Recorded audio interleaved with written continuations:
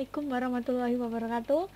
Perkenalkan, nama saya Pratnya Paramita, NIM 1905-1204023 dari jurusan Teknik Informatika Universitas Negeri Surabaya. Kembali lagi pada video kali ini, saya akan menjelaskan tentang subnetting. Di sini bisa kita ketahui bahwa subnetting adalah proses membagi sebuah network atau jaringan menjadi beberapa subnetwork atau subjaringan.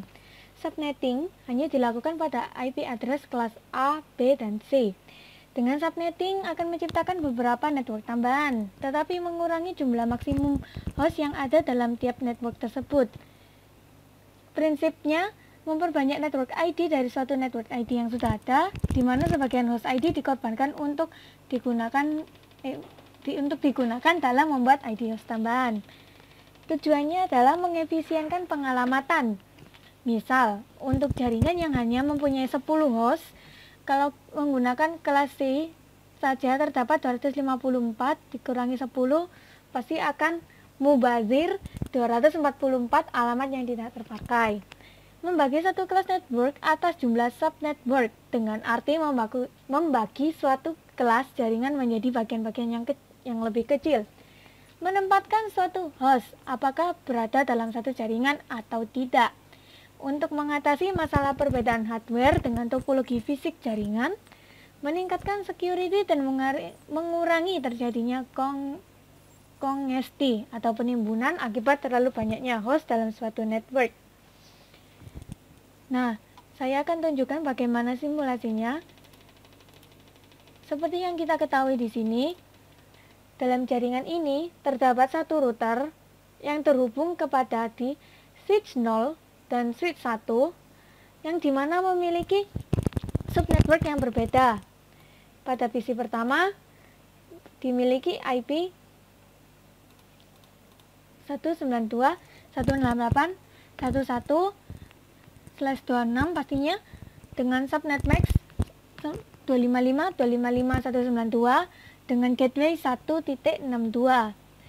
Di PC 2 ada IP dengan 1.2 dengan gateway yang sama. Lalu di PC ketiga 1.3 tanpa gateway. Lalu kita beralih ke jaringan yang kedua, yakni PC 4. IP-nya 1.65 dengan gateway 1.26. PC 5 dengan IP address 1.66 tanpa gateway. Lalu PC 6 1.67 juga tanpa gateway. Dalam router pun kita akan memberikan IP agar tersambung di sini di fast Ethernet 4.4/0 adalah 1.62. Untuk lab pertama di sini disambungkan dengan kabel fiber optik dan fast Ethernet 5 dengan IP gateway 126 untuk gateway di switch yang kedua. Dan sekarang saya akan memberikan sebuah percobaan yang dimana kita akan lebih memahami bagaimana subnetting itu. Setelah setting IP selesai yang tadi, pindahkan ke mode simulasi lalu buat skenario seperti berikut. Pertama, kita buat mode simulasi terlebih dahulu, dan jangan lupa edit filternya hanya ISMP saja di IPv4. Kenapa menggunakan ICMP? Karena protokol ini memang berfungsi untuk mengirim pesan apabila terjadi kesalahan dalam sebuah jaringan. Nanti kita akan lihat. Jadi pertama, kirimkan paket simbol PDU dari PC 1 ke PC 3. Lalu amati PDU ICMP-nya. PC 3 ke PC 1 ke PC 3. Kita akan lihat. Nah, PC 1 akan mengirimkan ke switch karena ini masih dalam satu jaringan ya, dan switch akan langsung ke PC3. Karena memang dalam jaringan ini kita harus berkomunikasi secara berbalas, yang intinya mengirim dan membalas, maka PC3 akan membalas pesan tersebut ke switch atau mengirim kembali data ke switch, yang kemudian akan diterima oleh PC1. Karena memang inilah percakapan dari dalam jaringan. Lalu selanjutnya, kirimkan paket simpel PDU dari PC1 ke PC4. Jadi kita akan mengirim ke PC1 ke PC4. Di sini bisa kita lihat bahwa sudah berbeda jaringan, berbeda switch ya, juga berbeda IP dan gateway. Dari PC1 akan dikirim ke switch 0. Switch 0 akan mengirim ke router. Nah, kemudian router ini akan mengirimkan ke switch 1. Lalu ia akan mengirim ke PC4 tentunya, karena IP tujuan tadi ke PC4. Seperti kita lihat di input PDU-nya.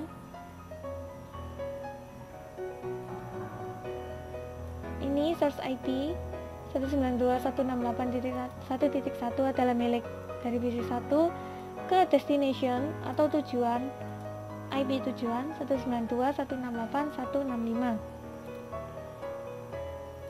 Next, maka PC4 akan membalas, mengirimkannya lewat switch,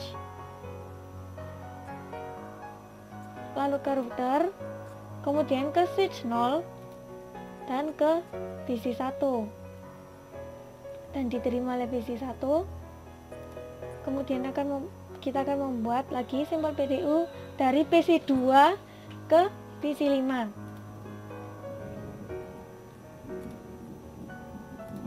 PC2 ke PC5.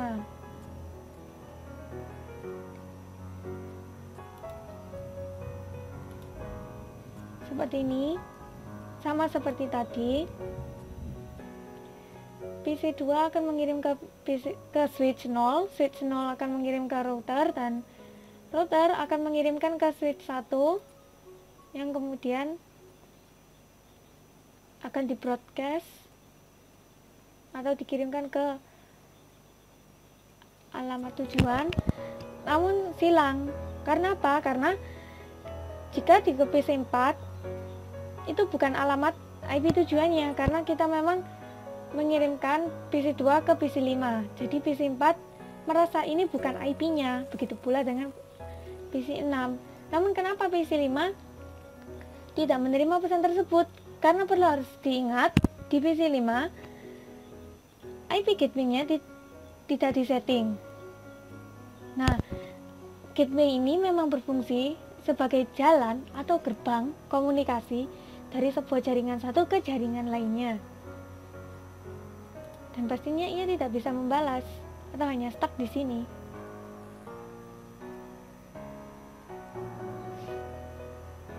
Maaf, untuk responding kita delete. Lalu selanjutnya ke PC3 ke PC6. Dari alamat IP 192.168.1.3 ke 192.168.1.67. Kita kirimkan.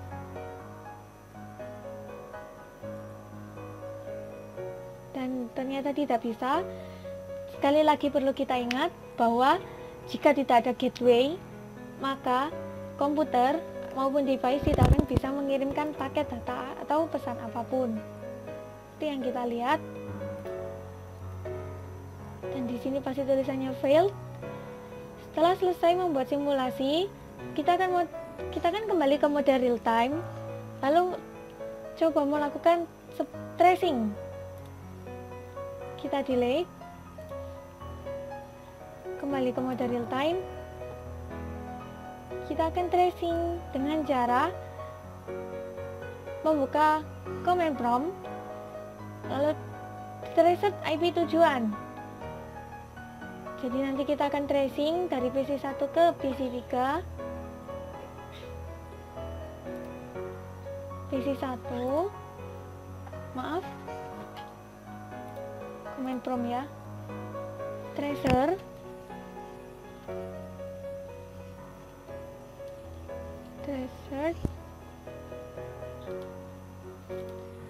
IP tujuan dari ke PC 3 ini ya, yaitu 192.168 maaf titik 1.3.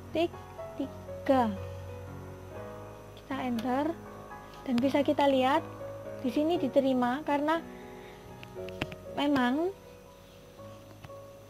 PC 1 akan mengirimkan datanya ke alamat IP ini yang kemudian diterima oleh gateway dan bisa dikembalikan. Lalu tracing dari PC 1 ke PC 4. Ini sudah berbeda jaringan.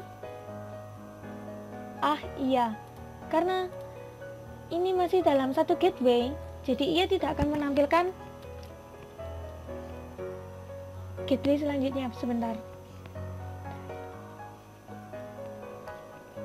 Reset ke PC 4 1.65. Nah, bisa kita lihat jika berbeda gateway, maka di sini akan muncul bahwa PC tersebut menerima alamat IP, akan menerima data yang kemudian akan dibalas oleh gateway. Di sini kenapa tidak muncul? Karena mereka masih satu gateway. Lalu kita lihat lagi PC 2 ke PC 5. PC 2 PC 5 tracer 192.168 maaf 1.66. Kita enter. Nah, di sini bisa dilihat bahwa IP memang menerima, namun ia tidak memiliki gateway, dan perlu diingat bahwa PC 5 tidak memiliki gateway. Maka ia akan terus mengeluarkan pesan seperti ini, request timeout, karena tidak ada gateway sebagai jembatan untuk berkomunikasi. Lalu kita akan lanjut ke PC 3 ke PC 6.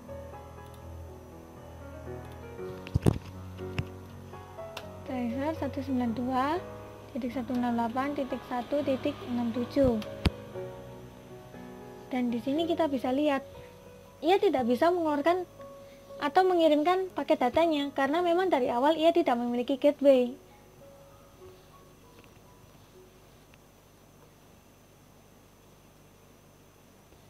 Jadi ia akan terus-menerus mengeluarkan pesan ini, request timeout. Dan sudah, sekian penjelasan dari video saya. Kurang lebihnya mohon maaf. Wassalamualaikum warahmatullahi wabarakatuh.